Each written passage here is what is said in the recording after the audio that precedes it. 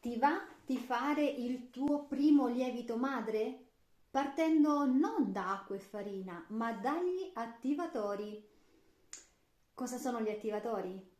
Sono degli ingredienti particolari che aiuteranno l'acqua, soprattutto la farina, ad andare un po' più in fretta per avere un lievito madre finale molto più complesso, più completo e molto più forte, sia alle avversità che ai nostri errori che potremmo di tanto in tanto infliggerli.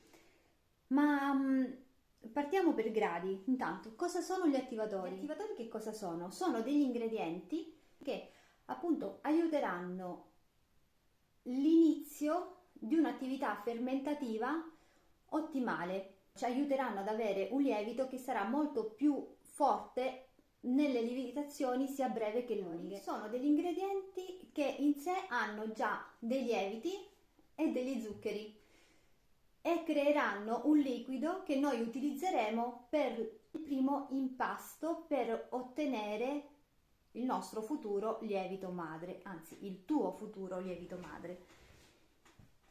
Quindi innanzitutto dobbiamo andare a scegliere dei prodotti vegetali che siano ricchissimi di zucchero. La particolarità di questo lievito quale sarà? Sarà quello che partiremo da attivatori che includeranno anche gli amenti di nocciolo, che in questo periodo stanno pendendo allegramente dai rami ancora spogli di quest'albero.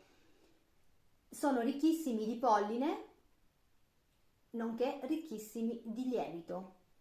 I lieviti fondamentalmente sono presenti su tutte le superfici di ogni vegetale. L'importante è che non siano stati trattati chimicamente, che non abbiano ricevuto nessun tipo di trattamento, perché ahimè tante volte anche alcuni trattamenti del biologico vanno a distruggere questo film speciale di microrganismi che sono presenti naturalmente sulla superficie esterna appunto parliamo di frutta, quindi dei frutti. In questo caso specifico noi non avremo la necessità e l'esigenza di, se non a livello etico, di utilizzare dei frutti biologici, perché appunto andremo a sfruttare la proprietà fermentativa che ci può garantire l'amento di nocciolo, ma qualsiasi altro amento va benissimo. Gli altri attivatori, gli altri ingredienti che andrò ad utilizzare sarà dell'uva passita, una banana molto matura, uno spicchio di clementina e un pezzettino di mela. Tutte verranno private della loro buccia, fuorché l'uva, perché sono sicura della sua provenienza contadina, che non ha ricevuto nessun tipo di trattamento, per cui non ho timore che vada ad aggiungere degli ingredienti sbagliati in un ambiente già di per sé molto particolare.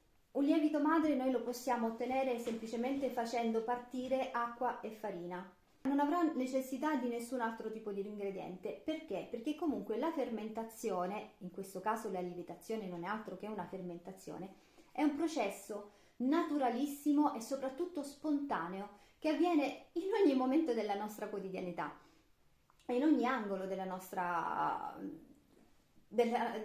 nostro spazio. Ti faccio una domanda. Ti è mai capitato di passare sotto un albero in piena estate sotto cui sono caduti tutti i frutti maturi e si sono rotti? Se ti è capitato e sei stato attento ai sensi, sicuramente hai sentito odore di alcol.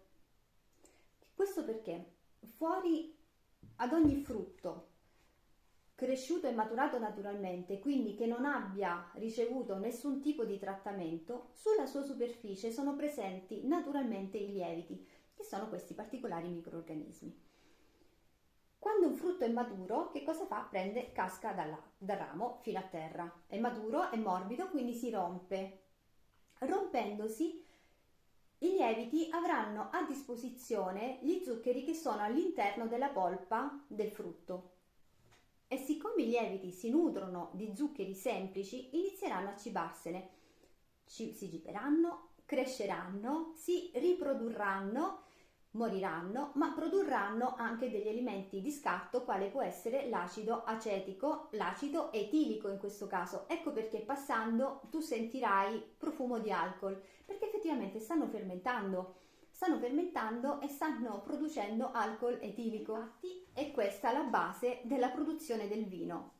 Quando l'acino dell'uva si rompe, entra a contatto, gli zuccheri che sono al suo interno entrano in contatto con i lieviti che sono presenti sulla superficie esterna dell'acino e iniziano appunto a fermentare tra loro producendo alcol.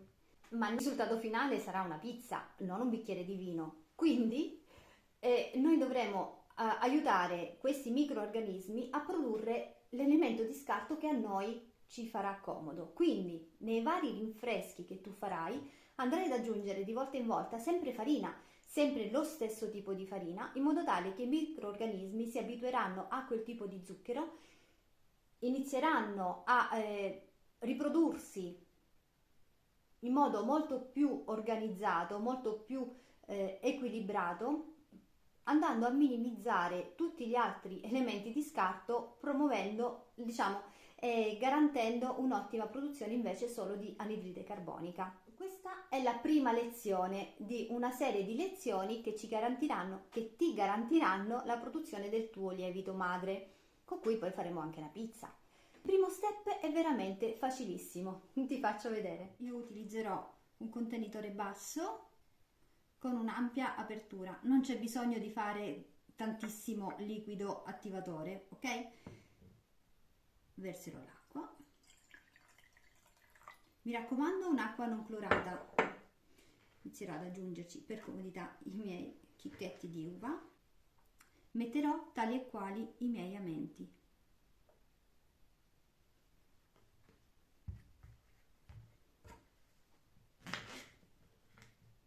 Prenderò un pezzettino di banana, privandola della buccia esterna, la ridurrò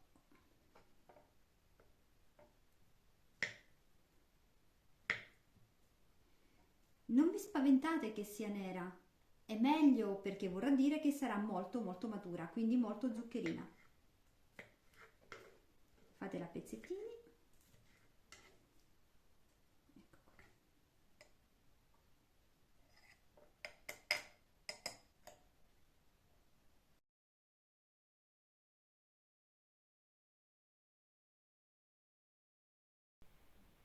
Ecco il pezzettino di mela fatto a pezzetti, sempre privata dalla buccia. E anche un paio di spicchiettini di clementino.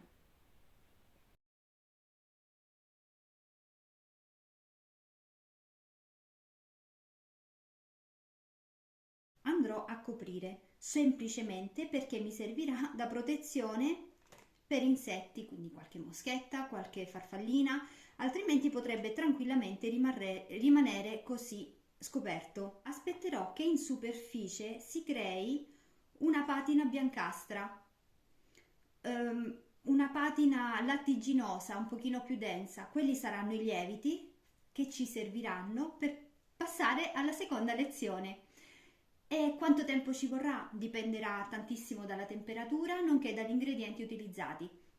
Io adesso lo porrò in cucina, lontano da una fonte diretta di calore e sicuramente lontano dal sole, quindi in un ambiente tiepido, ma senza andare ad aumentarne una temperatura ambientale, e aspetterò che si crei appunto questa superficie biancastra. Dopodiché ci vedremo per la seconda.